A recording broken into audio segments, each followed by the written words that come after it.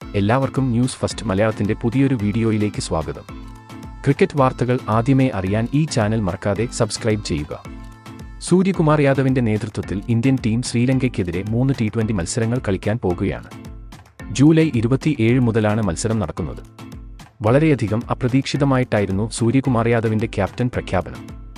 അതുപോലെ തന്നെ ഏകദിന T20 ടീമുകളുടെ വൈസ് ക്യാപ്റ്റനായി ശുഭ്മൻ ഗില്ലിനെയും തിരഞ്ഞെടുത്തിരുന്നു. സിംബാബ്വേക്കെതിരെ കളിച്ച പ്ലേയിംഗ് 11-ൽ നിന്ന് വ്യത്യസ്തമായ പ്ലേയിംഗ് 11-ആണ് ശ്രീലങ്കയ്ക്കെതിരെ ഇറങ്ങുന്നത്.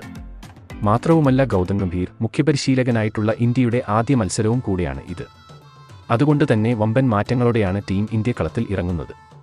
ഇനി നമുക്ക് ശ്രീലങ്ക മത്സരത്തിലെ ഇന്ത്യയുടെ പ്ലേയിംഗ് 11 ഒന്ന് വിശദമായി പരിശോധിക്കാം.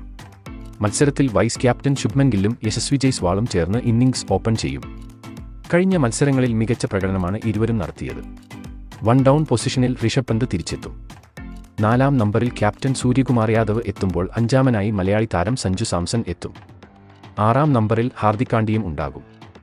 ഇനി ബൗളിംഗ് നിരയിലേക്ക് വന്നാൽ അർഷ്ദീപ് സിംഗ്, മുഹമ്മദ് സിറാജ്, ഖലീൽ അഹമ്മദ് എന്നിവരാകും പേസ് നിരയ്ക്ക് നേതൃത്വം കൊടുക്കുക. സ്പെഷ്യലിസ്റ്റ് സ്പിന്നിൽ ഓൾറൗണ്ടർ വാഷിംഗ്ടൺ സുന്ദറും രവി ബിഷ്ണോയും ഉണ്ടാകും. എന്തായാലും ശ്രീലങ്കയ്ക്കെതിരായ ഇന്ത്യയുടെ ഈ സീരീസിൽ ഇന്ത്യ മികച്ച പ്രകടനം തന്നെ കാഴ്ചവെക്കും എന്ന് ഉറപ്പാണ്. അപ്പോൾ ഇതിനെപ്പറ്റി നിങ്ങളുടെ അഭിപ്രായം എന്തെന്ന് താഴെ കമന്റ് ചെയ്യുക. ഇതുപോലത്തെ കൂടുതൽ ക്രിക്കറ്റ് വാർത്തകൾക്കായി ഈ ചാനൽ മറക്കാതെ സബ്സ്ക്രൈബ് ചെയ്യുക.